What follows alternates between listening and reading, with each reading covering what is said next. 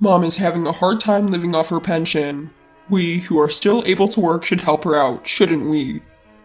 During the inheritance discussion following the death of their father, Billy, the second son, seriously speaks to the eldest son and his wife, but it seems his words didn't resonate with them at all.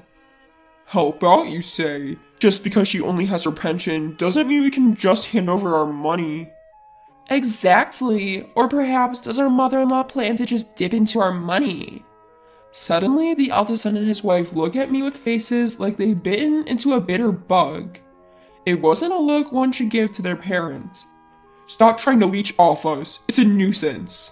The pensioner should just keep to herself except for weddings and funerals. Stay out of our business. Hey, that's enough. Billy chides them, but I was looking down, clenching my fists. Not only did they wish for the death of my husband, but they also complained about the inheritance and then called me a parasite. I must have raised him wrong. I can't stand it anymore. Yet, I told the eldest son and his wife very calmly, I understand what you're saying, let's sever our ties. My name is Catherine. I will be turning 65 this year. I am currently living with my husband, who is retired. He is a kind and considerate person, and we have supported each other for a long time. We were blessed with 2 children, our eldest son Dan and our second son Billy. Both of them are now married. Recently, our house has been showing its age, so we were planning to renovate. We thought it would be nice if we could live with our eldest son and his wife, Dan and Rebecca, once the renovations are done. So I contacted Dan. Dan, we're planning to renovate soon. Would you consider moving in with us? When I say this over the phone, Dan clearly showed his reluctance. Living together, can you spare me? Rebecca will not like it either. But if we're going to renovate, I want to prepare a room for you guys too. That's your convenience, right? If you have so much money that you can afford to renovate, then you can give us some of that money. I'll take it. From the phone, I could even hear Rebecca, Dan's wife, saying, living together is seriously impossible. I see. Let's forget about this conversation. The eldest son and his wife are always like this. For some reason, they always act superior and display a cold attitude towards us. After I hung up the phone, I conveyed Dan and the others' feelings to my husband just as they were. My husband showed a somewhat lonely expression, but spoke up cheerfully. Can't be helped. For our old age, let's just make the renovations for accessibility so we can live by ourselves. Following that, our home was remodeled as we wished and reborn as a house with barrier-free design. Several months after the renovation was completed, we were scheduled to have a meal with both our eldest son and his wife, and our second son and his wife. First to arrive was our second son, Billy, and his wife, Anne. Anne is a thoughtful person. As soon as she handed me a hostess gift, she came to the kitchen to help me. Mother-in-law, you are always so good at cooking. Oh, thank you. I'm grateful for your help, Anne. As we were chatting, the eldest son and his wife arrived. Upon their arrival, they sat heavily on the sofa and demanded that tea be brought to them. Seeing me preparing it, Rebecca and Dan spoke in an irritated manner.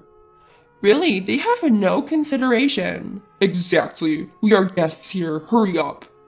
As I was about to place the tea in front of them silently, Billy approached Dan from the side. Dan, can't you do at least that much by yourself? You shut up. At Dan's intimidating words, I sighed. Billy and his wife are kind to us, but even towards such a Billy, Dan was overbearing. However, the reason we called these siblings this time was because there was an important matter to discuss. The dinner party started, and Dan, who was eating in a grumpy manner, spoke up. Hey Dad, since you called us here, you must have some business, right? Spit it out. Indeed. My husband looked at me, so I gave a small nod. The truth is, it has been found that I have lung cancer. Billy and his wife showed genuinely surprised expressions, but the eldest son and his wife's facial expressions didn't change much. Dad, cancer? What's the current situation? I'm going to be hospitalized starting next week, but they told me the cancer has spread all over my body, and I've got about 6 months left. That can't be. Well, Dad told anyway.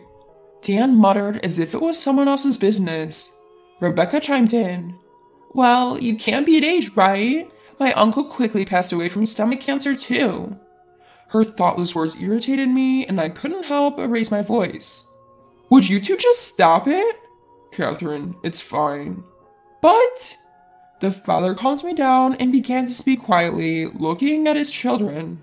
I want you guys to look after your mother after I'm gone. Of course, Dad. We'll take care of Mom, so don't worry. Yes, please think about your own health, father-in-law. The second son and his wife answered firmly, but the eldest son and his wife were both playing with their cell phones, not seeming to listen to the father's words at all. After finishing their meal, everyone started to leave. Since the eldest son and his wife left quickly, I went outside to see off the second son and his wife. Mom, I know it's tough, but hang in there. We will also help, of course. Please let us know anything. Thank you, Billy, Anne. With such conversation, I saw the second son and his wife off. My husband preferred palliative care over surgery and chemotherapy, so he was admitted to a hospice the following week. I started visiting the hospice almost every day, and the second son and his wife would drive me and help take care of him. However, no matter how much I called, the eldest son and his wife never visited. Then, about 5 months later, my husband's condition worsened, and I called the eldest son and his wife, telling them this might be the end. They appeared reluctantly. However, Dan neither held his hand nor said a word to him. Instead, they only gawked at my frail husband as if he were some repulsive sight. We've shown our faces, isn't that enough? We have things to take care of, so we'll be going now. The elder couple left the hospital room abruptly, not even 10 minutes after their arrival. As soon as they left the room, I noticed Rebecca had gotten her jacket. I quickly rushed after them. As I approached the staircase leading to the hallway, I saw them slowly descending the stairs. The two were so engrossed in their conversation that they didn't notice me. It really seems like Dad's time is coming, huh? Hey, what's going to happen to the inheritance once father-in-law is gone? Dan smiled at Rebecca's question. Dad was just a regular employee, but Mom and the rest have been living pretty comfortably lately, haven't they? Maybe they've been playing the stock market or something. We could probably expect a decent inheritance, haha. Oh, I can't wait. I've been wanting to go on an overseas trip. I also want a designer handbag. All we can do now is wait for things to wrap up, haha. I teared up listening to their conversation. I couldn't possibly tell my husband about this. Unable to confront them, I silently returned to the hospital room. 2 weeks later, he passed away. I kept for a long time by his side, but Billy and his wife were there, comforting me. Thanks to their support, I was able to hold it together, and the funeral went without a hitch. As soon as the funeral was over and only family remained, Dan, unable to contain his impatience, brought up the topic. About Dad's inheritance. What the hell, Dan? We just had the funeral today. Billy immediately reprimanded him, but Dan only glared back. You, the second son, just shut up. With a sigh, I spoke up. We'll arrange a meeting to discuss the inheritance next week. For today, please, just go home. At these words, the elder couple grinned, then promptly left. Then, the following week, the cheerful elder couple and the serious younger couple arrived at our home for the inheritance meeting. I told the two couples in front of me. First off, I should mention that your father's inheritance amounts to about $30,000. What? As I broke the news, Dan looked flabbergasted. I'd like to split this, as per legal inheritance shares, with me taking half and each of you getting a quarter. Wait, hold on. Are you sure there's only $30,000? In response to my matter-of-fact tone, Dan persisted. I passed him a thick envelope. All the documents are in here. Please check them. After looking through the documents, Dan and Rebecca's faces contorted in frustration. Damn, Dad was really strapped, huh? So we're only getting $7,500 each? That's too little. If it's this low, give us the house too. At the clearly dissatisfied couple, Billy responded in an angry tone. Our mother's still living in that house.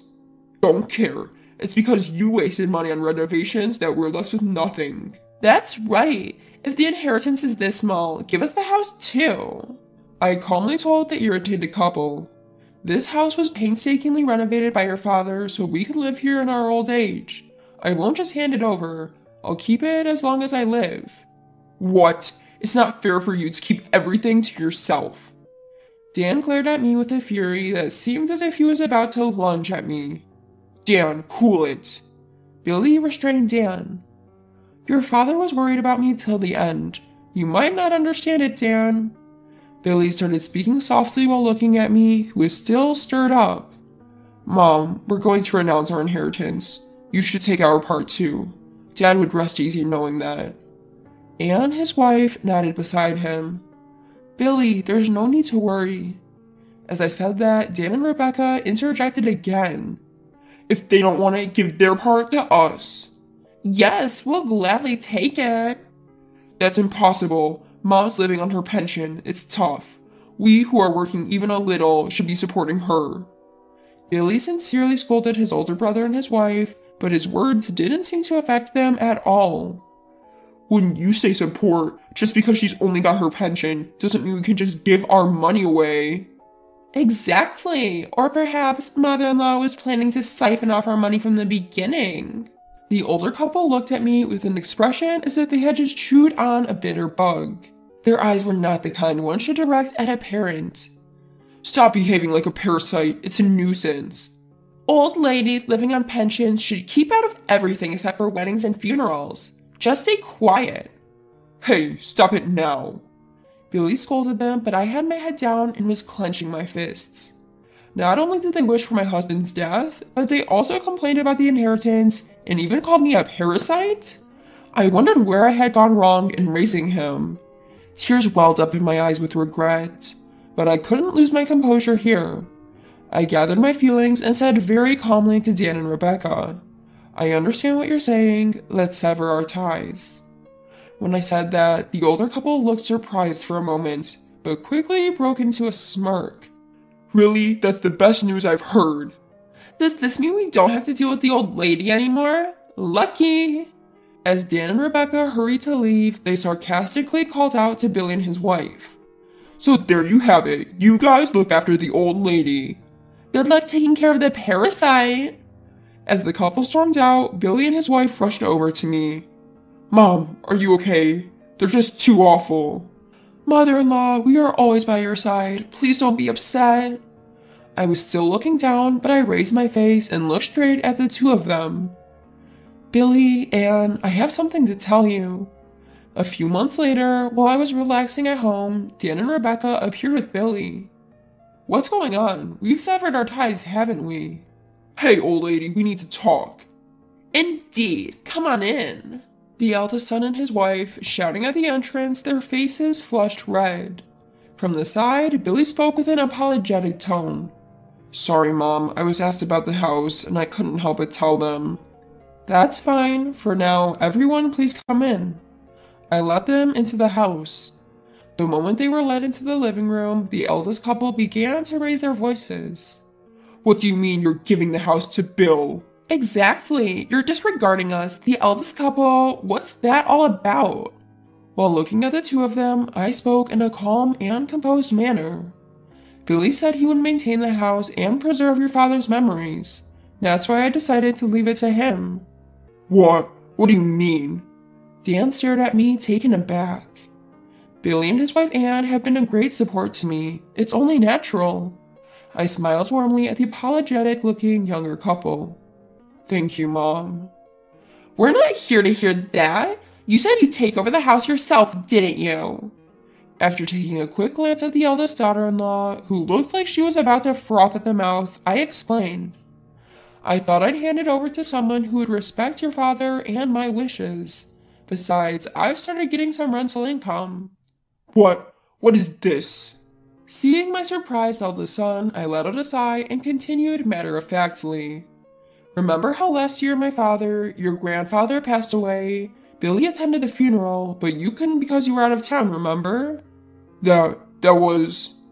Your grandfather was a landlord who owned several buildings and apartments. Finally, the inheritance has been settled and I've started receiving rental income. The eldest couple's faces looked as if they had been hit by a bolt from the blue. We never heard anything about that. I never mentioned it. Hey, about that rental income.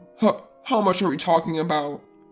Well, it's about $3 million a year, so it's easy for me to give one of the houses to my adorable son and his wife.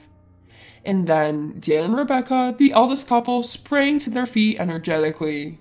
Wait, hold on a minute. If Billy and his wife get some, then we should. Why should I split my assets with someone who called me a parasite? Wasn't it you who told me to stay away? Well, that's...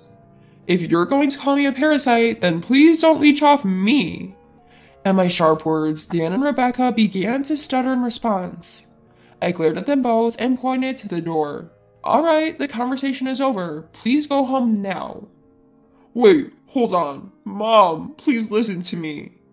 Dan approached me flustered and suddenly clung to my arm. I looked at him with a cold gaze. You have no right to call me Mom. Please, you can give us some of the house and money too. We're struggling. The eldest daughter-in-law pleaded loudly. I looked at them and spoke. Huh? Struggling? What do you mean? Dan then started to explain hesitantly. We thought we'd get Dad's inheritance and lived a bit too luxuriously, and well, we kind of got into debt. I forcefully shook off Dan's arm. I'm disgusted. I didn't think you could be this stupid. This is the bed you've made, so you need to lie in it. Mom! That's just too cruel. I had the final say to the upset face of the eldest couple. From now on, I'll transfer my assets to Billy while I'm still alive. I won't give a penny to you who cut ties with me. Please never bother us again. Billy stood up to the crestfallen eldest couple. If you understand, then go home quickly. Don't come near Mom or us ever again. Billy showed the deflated two out the door. He was rubbing my back, which was still breathing heavily. After that, the eldest couple apparently ended up going bankrupt after getting into debt to repay their existing debt. From their rundown apartment, it said you could hear Dan and Rebecca arguing night after night. For them, who couldn't manage this simple act of cherishing their family, a decent future probably isn't in the cards. As for me, since I passed the house on to Billy, I bought and moved into an apartment nearby that comes with caregiving services. Billy and his wife often come by to visit, and they've recently had an adorable baby. I want to continue building a good relationship with Billy's family and cherish each and every day.